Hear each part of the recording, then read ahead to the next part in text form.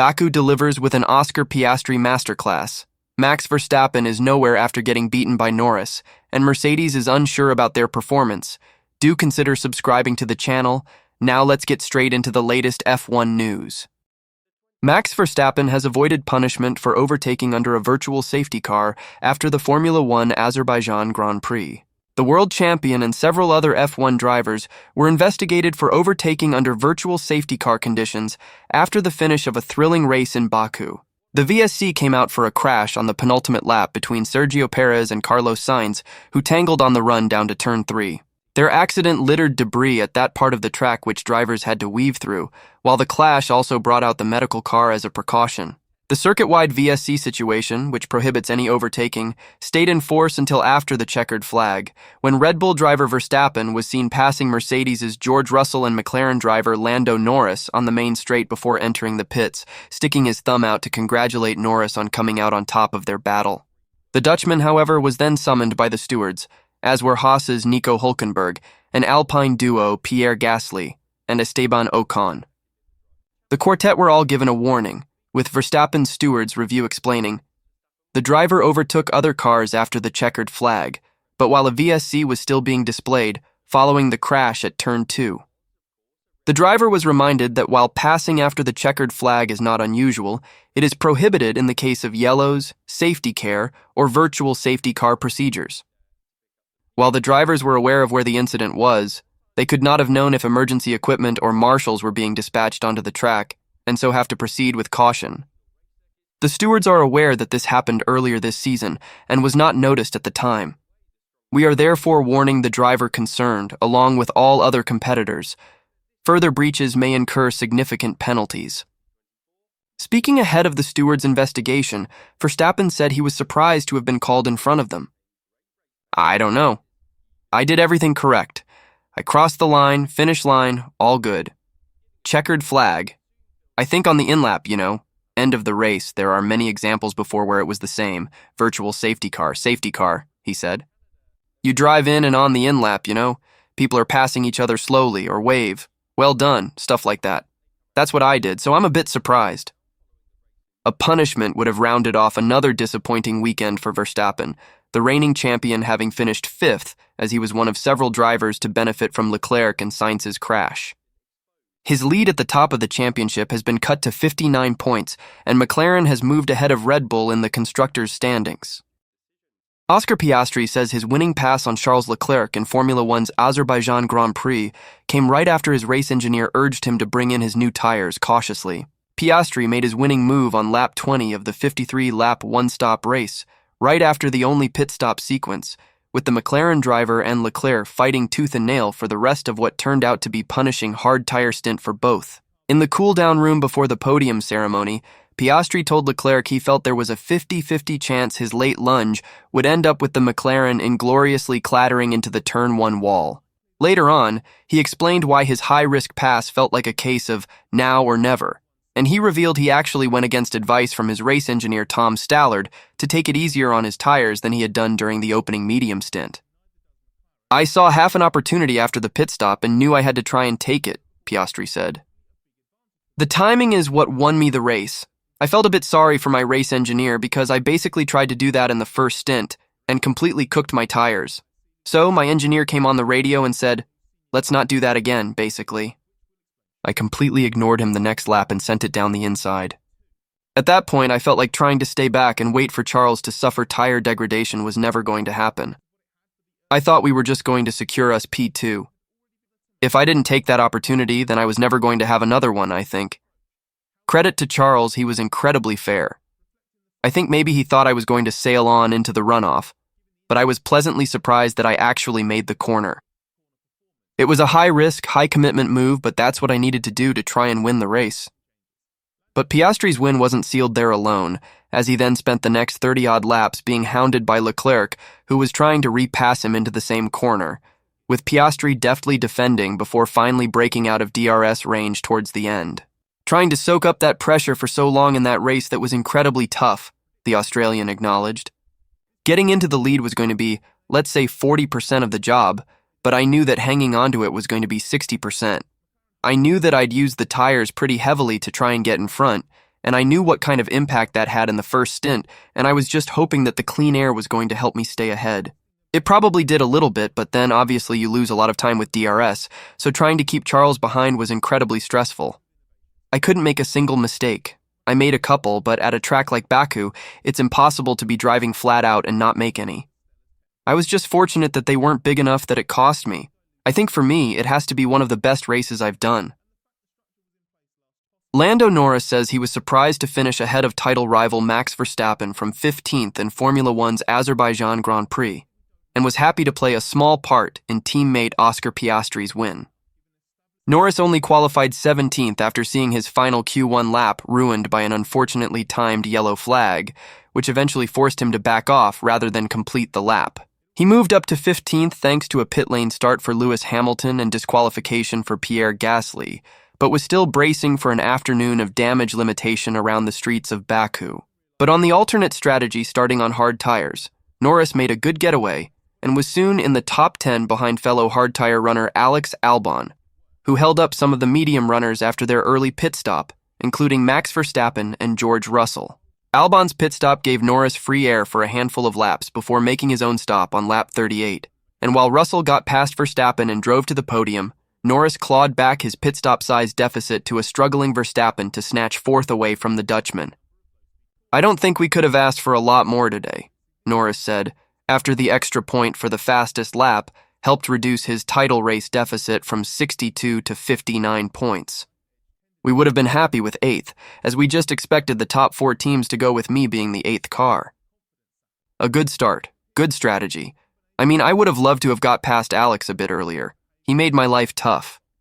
As soon as Alex boxed, I think my pace was the best on track, even on the hards from the beginning of the race, and I managed to create a good gap and just unlock all the potential that the car had.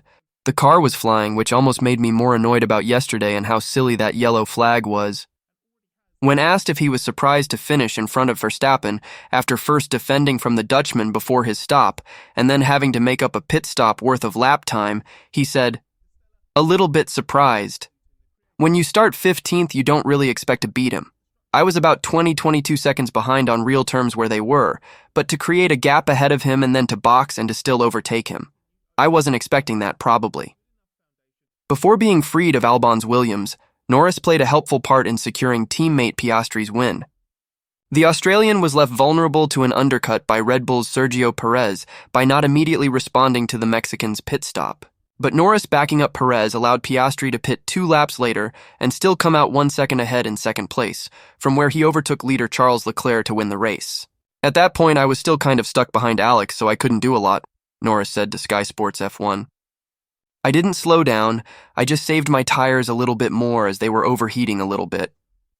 It allowed Oscar to stay ahead and potentially get the win today, so I'm happy to know I played a small part in that. And for us as a team, that's what we need to do. I don't think that changed the outcome for me, but it changed the outcome for Oscar, and that was the most important thing. That was my job out there today, to help Oscar out, and to come away with a first and a fourth was perfect." Haas driver Ollie Bearman says he sensed Mercedes' Lewis Hamilton wasn't going to put me in a wall during their late battle in Formula One's 2024 Azerbaijan Grand Prix. Bearman had been leading Hamilton up the order to the fringes of the points for 23 laps during the second half of the Baku race, where they were both ultimately boosted to point-scoring positions by Sergio Perez and Carlos Sainz crashing on the race's penultimate tour. As the final 10 laps commenced and Bearman chased Franco Colapinto's Williams ahead, Hamilton pounced at turn 1 to finally get by, with the rookie defending determinedly before losing out on the tightening exit for the 90-degree left-hander and demote his younger compatriot. "Well, you know when you go around the outside that he's going to leave you space, which is a nice feeling," Bearman said when asked about Hamilton's move by Autosport. "Like in turn 1, I knew that he wasn't going to put me in a wall, which is a bit less sure with some other drivers. That's a nice feeling, and it's always very clean but hard when I was racing him." Bearman had rejoined from his sole pit stop a few seconds ahead of Hamilton, and their gap per the former was, like a yo-yo, quite a lot, the Mercedes being very close once they had cleared Esteban Ocon and Zhou Guanyu before the latter was able to close in and pass. "I was really pushing hard for some laps to overtake Franco, and my tires were getting really hot," Bearman added.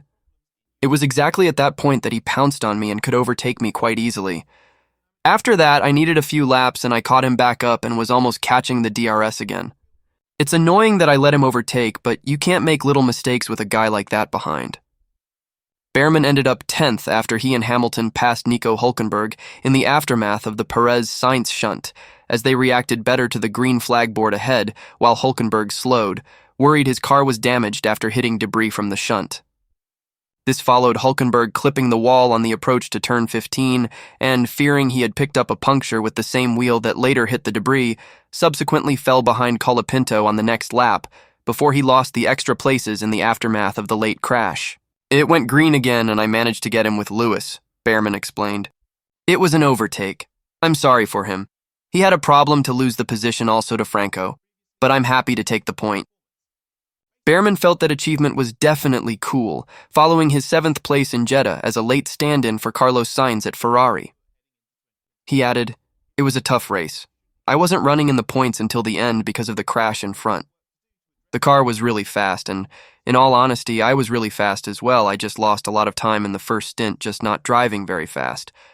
I was just saving the tires too much, and that was not really necessary. I took too much of the experience from FP2 into the race, but the track is so different in the race that you can almost forget the long runs from FP2 and start again. I put that down to experience." Franco Colapinto hopes his points finish in Formula One's Azerbaijan Grand Prix shows his talent and that he is deserving of a berth at Williams after it let Logan Sargent go prematurely.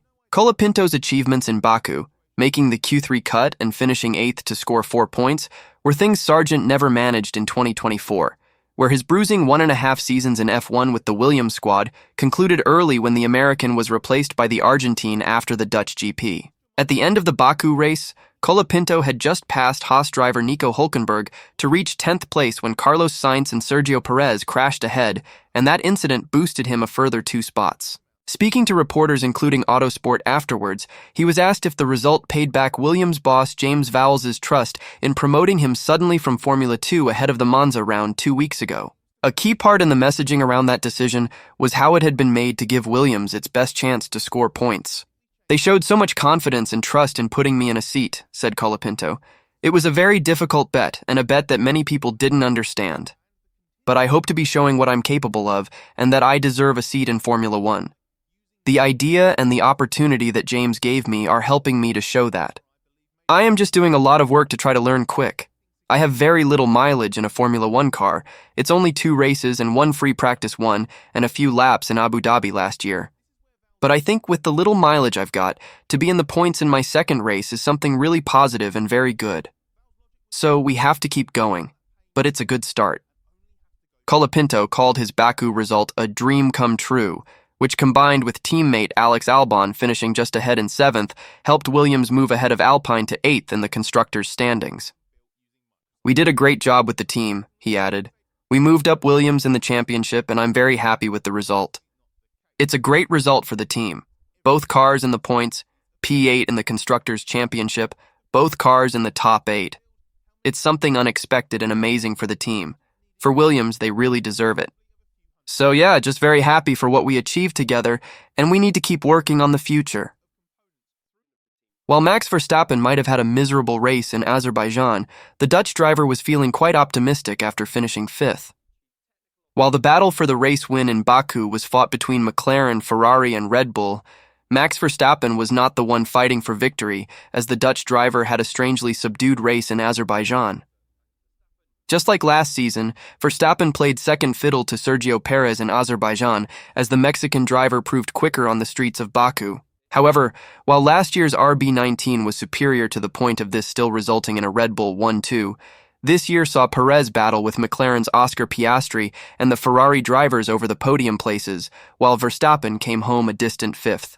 He'd lost buckets of time through the middle phase of the race as he got stuck behind the one-stopping Alex Albon and Lando Norris, with his complaints about the car's braking and ride seemingly continuing the pattern of uncompetitiveness that he's been locked in at recent races. But, having come home in 5th place and losing 3 points to Lando Norris in the Drivers' Championship, Verstappen was surprisingly upbeat as he spoke about his day. Given that Perez was able to join in the fight for the win, Verstappen pointed to a last-minute setup change he'd made to his car as being to blame for his lack of competitiveness. rather than it being the car's recent balance issues. I think we just paid the price with the change that we made into qualifying that made it just really difficult to drive, the championship leader explained. The car was jumping around a lot.